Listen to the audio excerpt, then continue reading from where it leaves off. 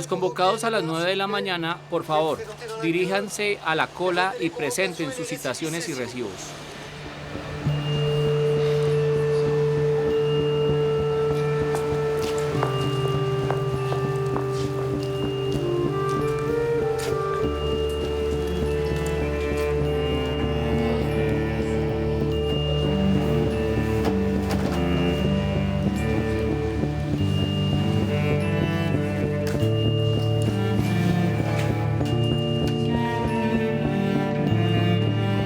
Es la sala número 5, de la planta baja.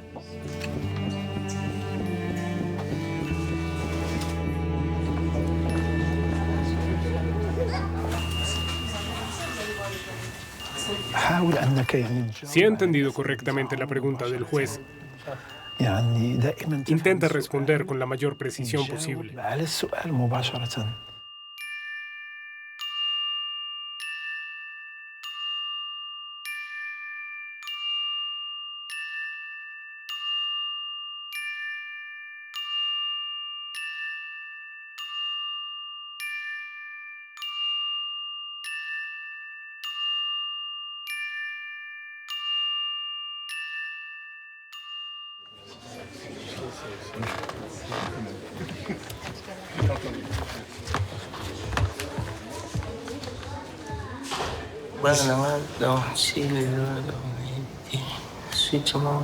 Mi familia y mis hijos no sé dónde están.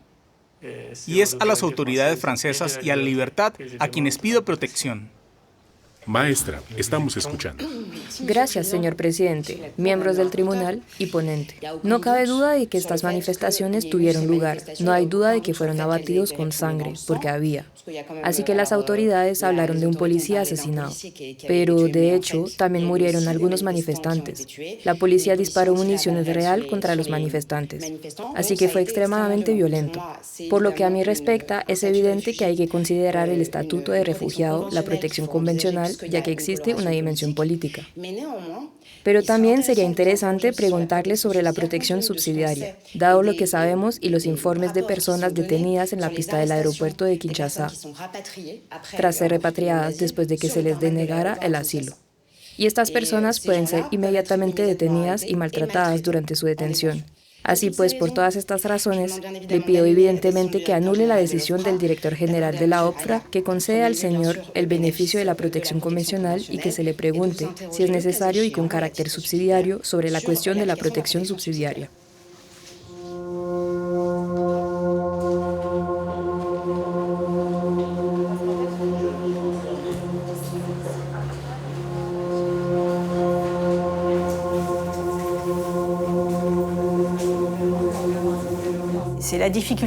Esa es la dificultad de ser juez de asilo, intentando acercarme a la verdad. Proteger a quienes deben ser protegidos y no proteger a quienes no deben ser protegidos con los recursos que disponemos. La gente no conoce la historia de estas personas. Supone que estas personas han venido a ocupar su lugar, a comerse su pan. Mientras que si ellos estuvieran en su situación, pedirían exactamente lo mismo. Porque es un mecanismo fundamentalmente humano tener que pensar en proteger a los hijos, en no dejar a la familia expuesta, en intentar proporcionarles educación, salud y un futuro más o menos estable.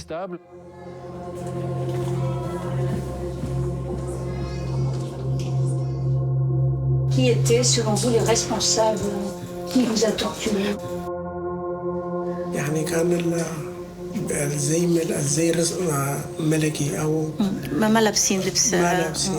En fait, je ne peux pas vous dire exactement. Parce que quand j'étais détenue et violentée, les personnes s'habillaient en civil.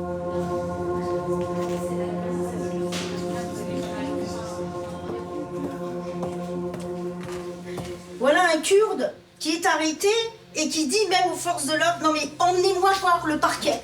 Parce qu'au tribunal, peut-être le parti sera au courant. Peut-être qu'il aura le droit à un avocat. Il a peur de quoi en réalité, Madame la Présidente, messieurs?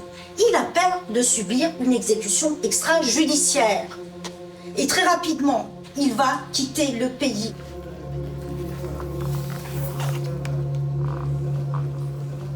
elle risquerait de se faire exciser en cas de retour au Nigeria. Et donc, pour cette raison, moi, je vous demande d'accorder à l'enfant le statut de réfugié en raison des risques qu'elle encourt d'être excisée ou à défaut de lui accorder la protection subsidiaire.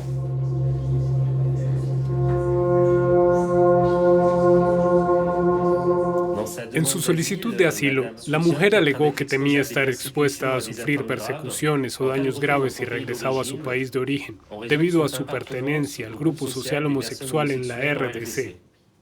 En septiembre de 2022, reveló su homosexualidad a su hermana, que la denunció ante toda su familia. Entonces fue confinada por su familia, sometiéndola a sesiones de liberación. Gracias, magistrado ponente. Me sorprendió oír hablar de su primera relación con Miriam cuando tenía 9 años. Avec Myriam. Donc, je m'étonne de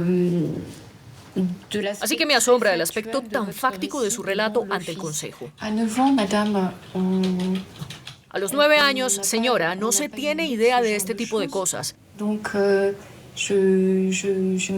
Me cuesta entender lo que pudo haber sentido, los sentimientos que pudo haber tenido en ese momento.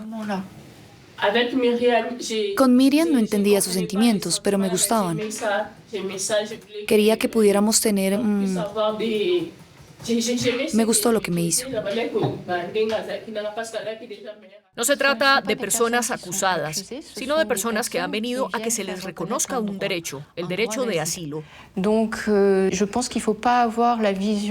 Así que no creo que debamos ver lo que ocurre ante la CNDA como un tribunal penal.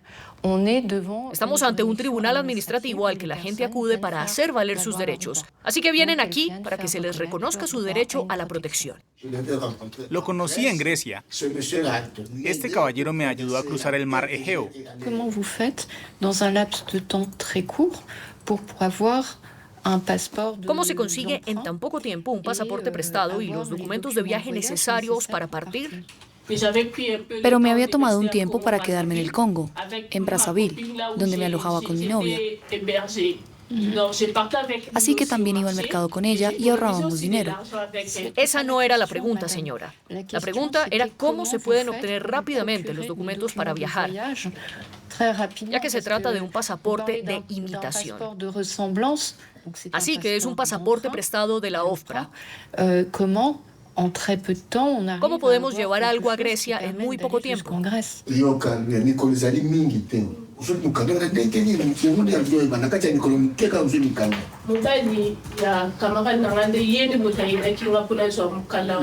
El marido de mi amiga, con quien me alojaba, me ayudó a obtener estos documentos que no eran míos. ¿Cuánto pagó por estos documentos? Le di 700 euros, $700. Pero en la OFPRA está hablando de $1.000. Solo $1.000. Nuestro trabajo consistirá quizás en señalar incoherencias, aclarar puntos oscuros después de la entrevista, cosas que no acabamos de entender. ¿Dónde estaba la persona en un momento dado? ¿Qué hizo para formarnos una opinión sobre la coherencia del propio relato?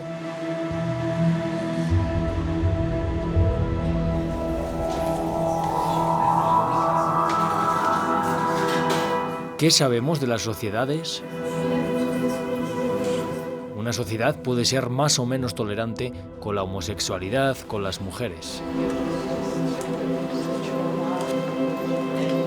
¿Cuándo nos toca a nosotros?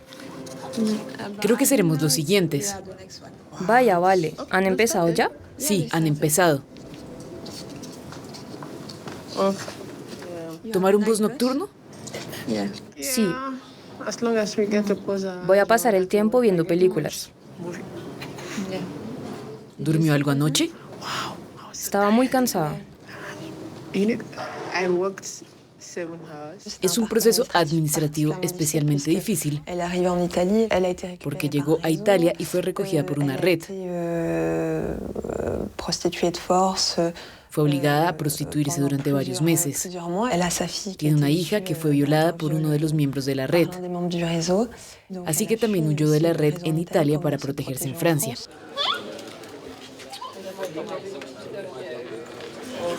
En mi opinión, esta es también una de las principales dificultades del proceso de asilo. En otras palabras, se pedirá a estas mujeres que cuenten su violación 5, 6 o 7 veces. Ya han hablado con una asociación generalista. Ya han pasado potencialmente por el proceso de asilo en Italia, Grecia u otro lugar. Así que ya han contado su historia y van a volver a contarla a la OFPRA. Y luego van a volver a contarla a la asociación, al abogado, y luego van a volver a contarla a la CNDA. Y esto es algo que, en mi opinión, es contrario a la legislación europea, que nos obliga a evitar más traumas a estas víctimas. Son historias en las que la mayoría de las veces las personas implicadas han vivido sucesos especialmente dolorosos. Y también se puede ver que cuando se trata de sufrimiento, dolor y vulnerabilidad, las autoridades francesas están completamente ausentes. Hace 30 o 40 años que se reclama un servicio de apoyo psicológico para los solicitantes de asilo. No hay nada de nada. En mi opinión, la dificultad con la CNDA es que basarán sus denegaciones de solicitudes de protección internacional en las declaraciones realizadas por las víctimas en las audiencias, igual que esperan una lógica cronológica. Los estudios demuestran que estas víctimas que sufren un grave trastorno de estrés postraumático pueden ser incoherentes en lo que dicen, o no todo será coherente o perfecto, y de hecho, si se quiere, hay que tenerlo en cuenta en las decisiones que se toman. Cuando aportamos pruebas de que han sido víctimas, cuando aportamos certificados médicos, cuando aportamos seguimiento psicológico, cuando aportamos certificados de asociaciones reconocidas por el Estado, como de interés público y a veces financiadas por el Estado, que son serias y reconocidas en su ámbito. De hecho, eso no es suficiente, y ahí está la dificultad. Vamos a acabar con las mujeres politraumatizadas en la audiencia, que tienen que tener el discurso perfecto, el discurso coherente, la víctima ideal. Nosotros también estamos aquí.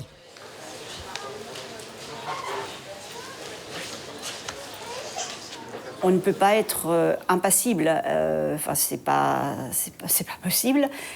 No puede ser impasible, no puede ser verdad, así que en cualquier caso mi forma de protegerme es recordar que somos jueces, que no estamos aquí para juzgar a una persona, sino a una situación. Que nous sommes là non pas pour juger d'une personne, mais d'une situation et de vérifier y comprobar que esa situación está dentro del derecho de asilo et que la personne peut être très émue et très affectée. Y que la persona puede estar muy conmovida y muy afectada por los acontecimientos que tuvieron lugar después de salir de su país de origen.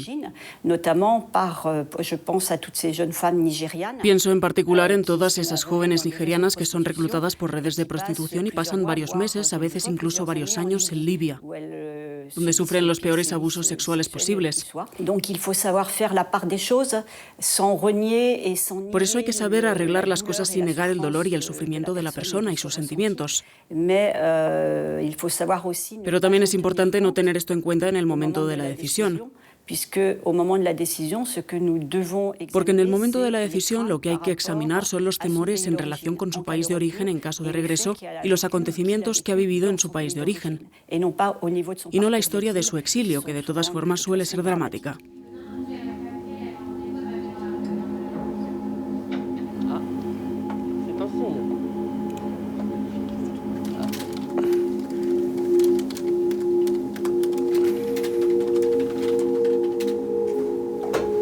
¿Has tenido oportunidad de consultar su expediente ruso o no? Sí, he conseguido entender un poco cómo debo mirar el archivo. Después, no está muy claro sobre ciertas cosas. En particular la fecha de la citación y la presencia de ciertos sellos de las autoridades rusas. ¿Por qué su solicitante fue citado? No presentó nada. Fue el abogado quien nos dijo en el último momento que, de hecho, había sido reclutado por el ejército ruso y había desertado. Sí, tendremos que invitarlo. Así que voy a mencionarlo en el informe. Voy a pedirle al juez que lo interrogue sobre este tema para averiguar si realmente tiene algún miedo a causa del conflicto.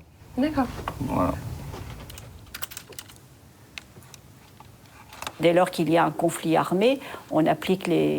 cuanto haya un conflicto armado, aplicamos los textos europeos que permiten conceder una protección subsidiaria automática en cuanto el nivel de violencia es elevado en esa parte del país o en el conjunto del país.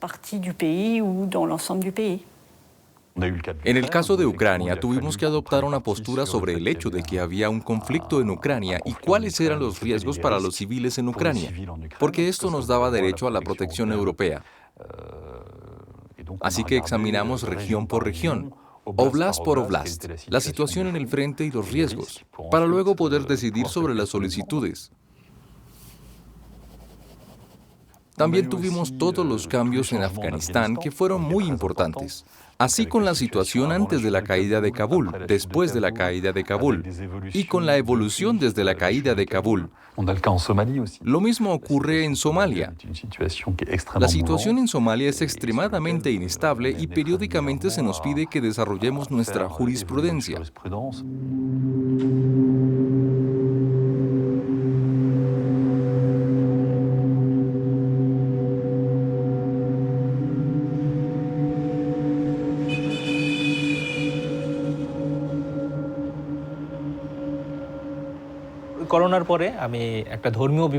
Cuando abrí mi tienda de recuerdos católicos, los fundamentalistas locales no estaban contentos porque la había montado junto a la mezquita. ¿Cuándo fue atacada su tienda? 14 de abril de 2022. Y luego escribiste ya que al día siguiente era Domingo de Resurrección. ¿Y cuándo fue Pascua? 16 de abril. 16 de abril. No. Sí. No. El 17 de abril. Sí, lo es. Sí. 17 de abril. El día después del 14, no es el 17. Así que fue atacado el 14 de abril. Viernes. Así es. Sí. Entonces no es el día siguiente era Domingo de Resurrección. Eso es lo que dice aquí. El tribunal leyó su expediente. Esa fue la información que les dio. Le harán las preguntas de nuevo para ver si está diciendo lo mismo. Si dice cosas diferentes, va a hacer que...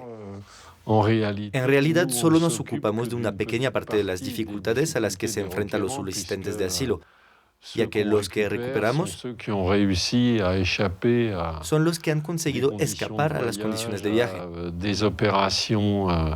Las operaciones de bloqueo y los múltiples obstáculos. Porque me dijo que su esposa vive en Calcuta. Sí.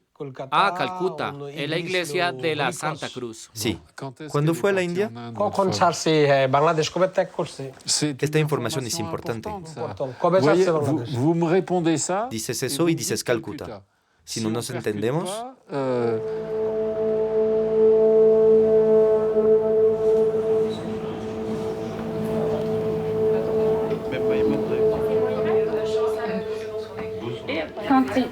Cuando escuchas la historia en su idioma, después de traducirla al francés, no es lo mismo. No tiene las mismas emociones porque lo escuchas en el original. Sí, en la versión original. A veces paso un día entero. De hecho, no paso bien el día hasta que mis hijos llegan a casa y me dicen, mamá, ¿te pasa algo? ¿Estás tranquila? Sigo viviendo la escena. A veces me digo, ¿vale la pena seguir con este trabajo? Pero también hay errores. Hay tragedias. Sí, porque las niñas son víctimas de muchas cosas. En la prostitución y todo eso, ves a alguien que finalmente llega. Termina con un niño tal vez cuyo padre ni siquiera conoce. Y creo que aquí en Francia también continúa. Sí, por supuesto, sí. Y cuando ve cómo se fue esa mujer, qué etapas atravesó, dan ganas de llorar.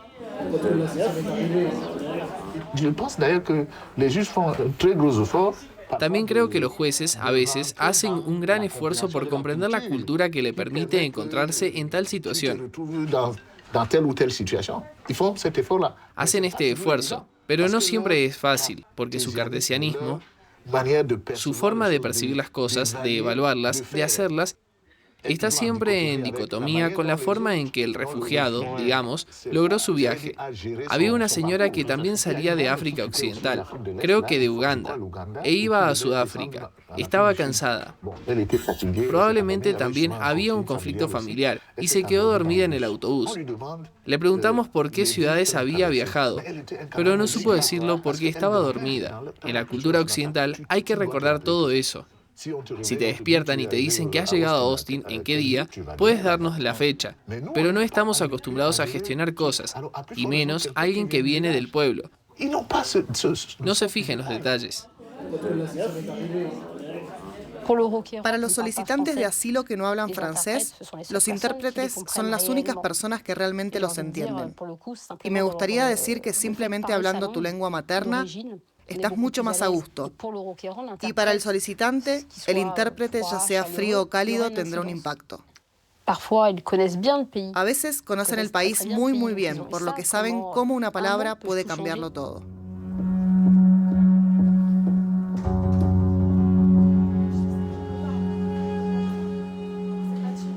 Todavía tiene 10 o 15 minutos. Tiene tiempo para relajarse. Habrá un intérprete para traducir al inglés. Esta mañana vi a un intérprete, sinceramente, que al principio traducía mal. Y no solo traducía mal, sino que olvidaba. Así que considero que hoy hay algunos de nuestros clientes que no tienen estatuto de refugiado, que no tienen protección, no porque no hayan sabido responder a las preguntas, sino por culpa de los intérpretes. No hay ninguna disposición, lo cual es bastante impensable, incluso poco razonable, para que los intérpretes reciban asistencia jurídica. El sistema de asistencia jurídica gratuita no dispone de intérprete. En un bufete de abogados, quiero decir. Obviamente, en la audiencia hay intérpretes. Así que no podemos recibir a nuestros solicitantes con un intérprete a menos que paguen por uno. Estamos un poco solos.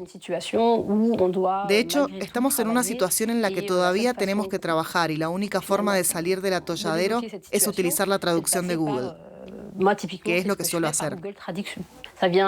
A fin de cuentas, esto añade complejidad a la complejidad, sobre todo porque se trata de un tipo de litigio muy específico y muy particular. Y contrariamente a lo que sigue pensando el tribunal hoy en día, no hay conspiración entre el intérprete, el abogado y el litigante. El intérprete es neutral, hace su trabajo, vino a ayudarnos. A veces no lo hace. ¿Por qué? Porque tiene miedo de que lo despidan, sencillamente.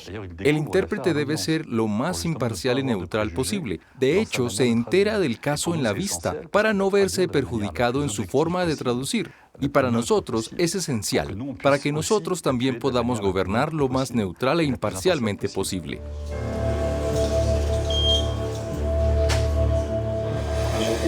Olvidé algunos. Sí, los puntos que vimos.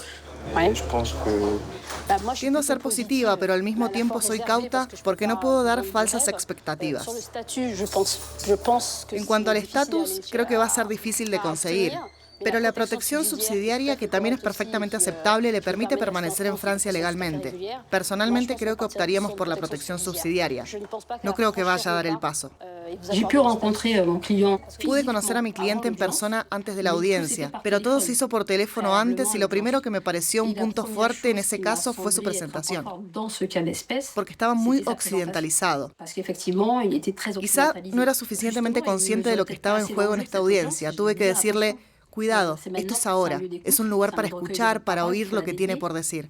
Hay que desatarlo. Tiene que revivir sus miedos por enésima vez. Tiene que revivir sus traumas. Es el momento de explicar lo sucedido, de hacernos, a su vez, experimentar su sufrimiento cuando no estábamos allí. Y estaba bastante seguro, o al menos de su actitud. No tenía ninguna duda de que todo iba a salir bastante bien. Buenos días, señor. Hola, maestro.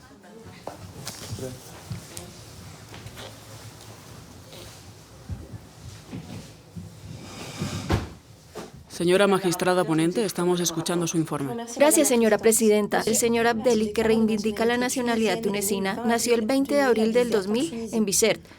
En 2016 se dio cuenta de que quería renunciar a su fe musulmana. En mayo de 2018, tras cumplir 18 años, comunicó a su familia su elección. Recibió amenazas de muerte de su padre, que también abusó de él.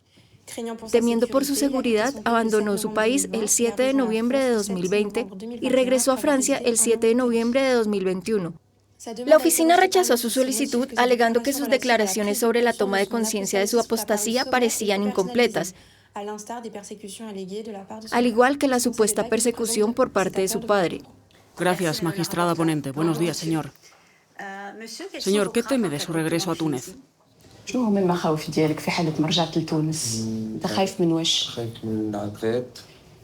Tengo miedo de sufrir. Tengo miedo de morir. De acuerdo. ¿Fueron tus padres a la mezquita de Bizerte? Mi madre rezaba en casa y mi padre iba. Y antes de irme de aquí, iba 5 veces al día. Cuando decidió comunicar a su familia su decisión de alejarse de la religión musulmana, ¿recuerda el día en que se lo dijo a sus padres?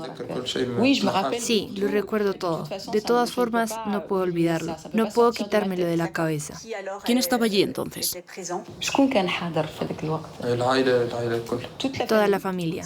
¿Qué quiere decir con eso? Mi madre, mi hermana, mi hermano mayor y mi padre. ¿Qué palabras utilizó?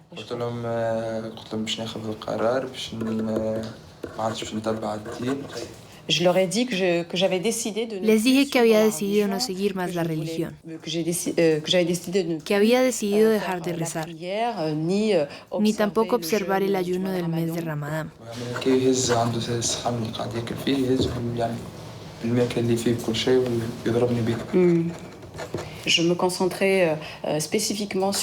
Cuando se los comuniqué, me concentré específicamente en mi padre porque no sabía cómo iba a reaccionar. Cuando terminé de hablar, levantó la vista y dijo: ¿pero qué? ¿A qué te refieres? Yo no tengo hijos así y no tengo hijos que hagan eso. Así que cogió el plato que tenía delante, que estaba lleno de comida, y me lo tiró. De acuerdo. ¿Y el plato? ¿Lo lastimó? No, en realidad no. Me golpeó en el costado del hombro. De acuerdo. No lo aceptaron en absoluto.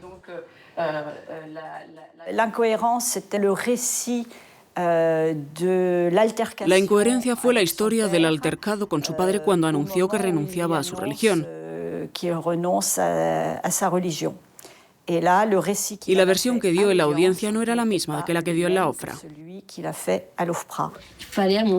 En mi opinión, era antes necesario centrarse en el sí o el no. ¿Cree en alguna religión? ¿Ha renunciado realmente al Islam o es una forma de solicitar protección internacional? El juez debe estar convencido porque podría tratarse de una historia prefabricada. Podría parecer como si estuviera repitiendo la información que recopiló para esta audiencia. Al final se vuelve complicado. En algunos lugares de París pueden comprar relatos ya preparados.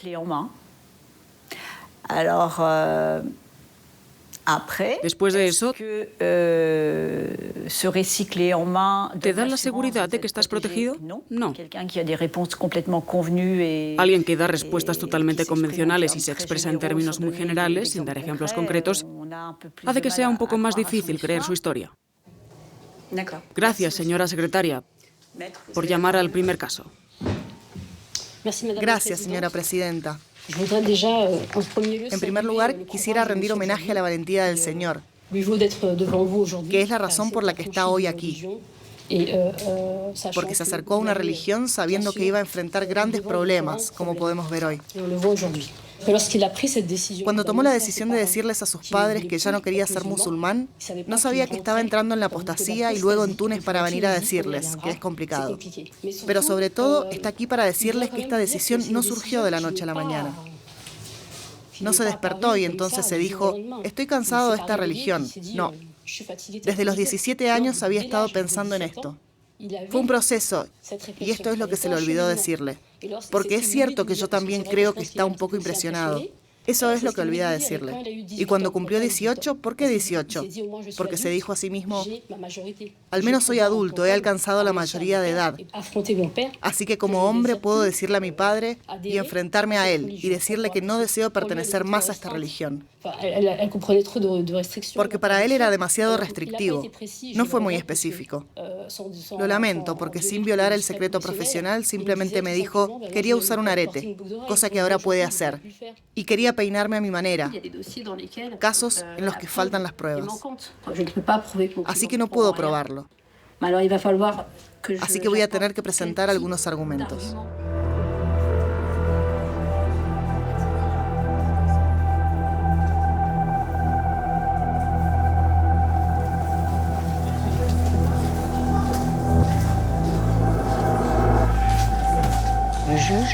El juez está deliberando. Como he dicho, va a ser rápido. Es un único juez. Así que no debería tardar demasiado en deliberar solo con él mismo. La magistrada ponente le explicará su caso, resumiendo, de acuerdo, ahí no intervenimos. Si lo necesita, puede pedir que se lo traduzcan, pero está en francés. Así que no habrá problema. Así que tú, cariño, no vas a llorar como este bebé. Vas a estar muy tranquilo durante toda la audiencia, ¿de acuerdo?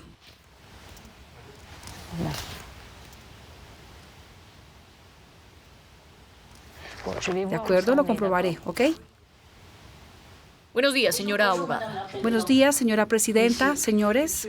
Tomaré el expediente turco, que está antes de la franja de las 2. ¿Y qué hago después? No, porque no tendré tiempo. Tengo un tren, me voy a casa esta noche. También me esperan. Es muy difícil para mí posponer esta noche. Así que me abstengo de expresar mi ira. Suelo hacer todo lo que puedo, pero perdí mucho tiempo en el expediente anterior. El señor lloraba mucho. Pensé que sería más rápido, que tendría tiempo de llevar a su solicitante. Y ahora miramos los expedientes. Si queremos hacerlo bien, no podemos. Siempre estamos encantados de que dedique tiempo a los expedientes. El problema está realmente en el solicitante. Hay una citación que se emitirá con bastante rapidez. ¿Entiende lo que está pasando? Puede hacer la pregunta. ¿Lo entiende, señora? Sí, entiendo. Lo siento. Miramos su expediente para ver qué podíamos hacer, pero no habría sido bueno para usted. La señora sí tomaría mucho tiempo. 2 meses más o menos. Tengo un poco de trabajo que hacer. Los litigantes ante la Audiencia Nacional no pueden trabajar, no tienen ingresos, no más de 300 euros. La mayoría de las veces son personas sin hogar, etc. Hay que ver en qué condiciones viven, y para los que están sujetos a la ley es una espera extra, una ansiedad, hay que decirlo para algunos, una ansiedad muy fuerte. La dificulté de la Cour, c'est que La dificultad para el tribunal es que se siente vinculado por las obligaciones de producción casi como una unidad industrial. Y eso es realmente vergonzoso. La mejor prueba de ello es que en un día cualquiera el tribunal calcula que puede conocer de 13 asuntos y a veces 12 por día. Es imposible. Sabes que hago todo lo que puedo. Sí. Pero francamente no es posible. Aquí tiene, señora. Gracias y adiós.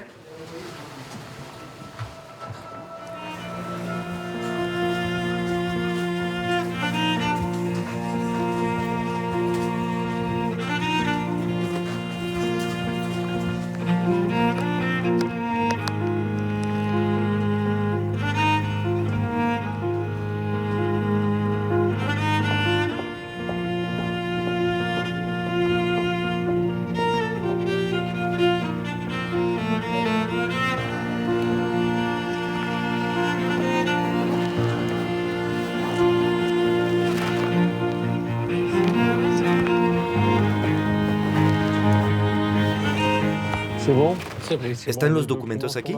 Vale.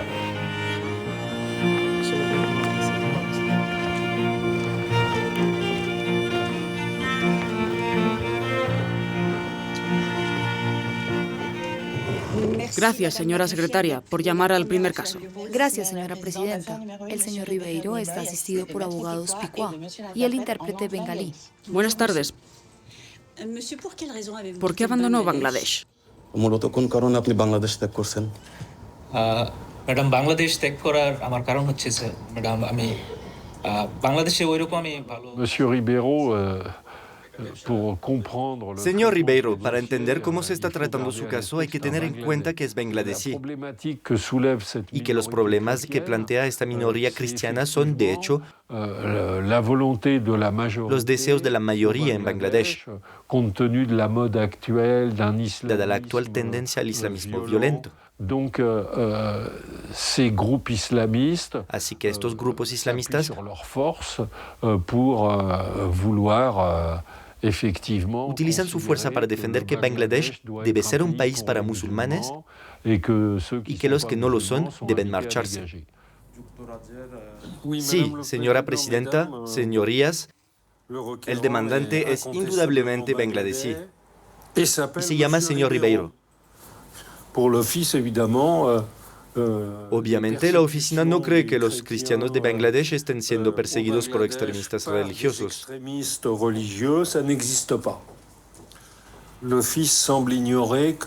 La Junta parece ignorar que la comunidad portuguesa colonizó Bangladesh y que las iglesias de su zona datan del siglo XVII. El interesado facilita sus datos de contacto y habla de su ciudad, efectivo y distrito. Pues bien, la OFPRA se las ha arreglado para cometer faltas de ortografía en cada una de estas ubicaciones geográficas. Así que me dirá que lo que le interesa no es la ortografía, sino las ubicaciones geográficas. Coge los mapas. Solo mapas para encontrar dónde está su iglesia, para encontrar dónde está su tienda y para entender. Pues no quieren entenderlo y eso es lo insoportable. En el calendario religioso, después de Navidad, pues la siguiente gran fiesta es Pascua.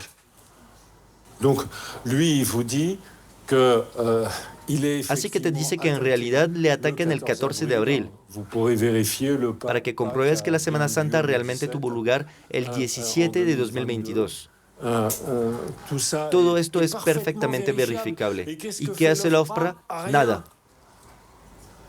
Porque no se queja de estar delante de ti, pero imagina la angustia del rechazo. No sé qué entiende la OFPRA de la situación. Tiene un discurso de que este chico que nunca ha cambiado, que acaba de responder a sus preguntas lo mejor que ha podido.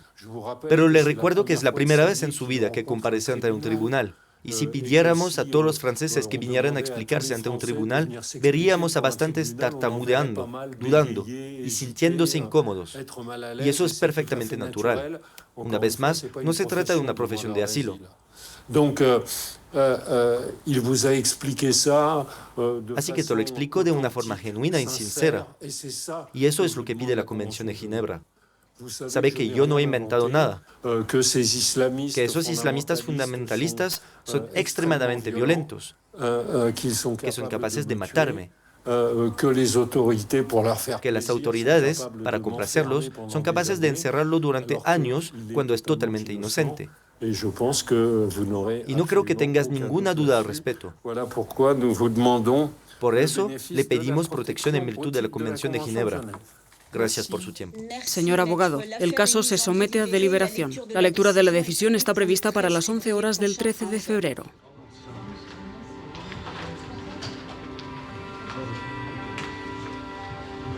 El contrainterrogatorio de 3 jueces es importante y esencial y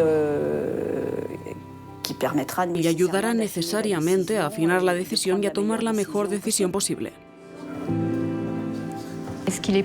¿No es más sencillo proteger? Pero en ese caso, ¿para qué tener jueces? Ponemos una máquina en la acera y ya está. Un juez hace la ley. Un juez expone su punto de vista. Un juez basa su decisión en elementos precisos. Entonces, ¿tenemos suficiente para proteger o no? Esa es la pregunta que nos hacemos siempre.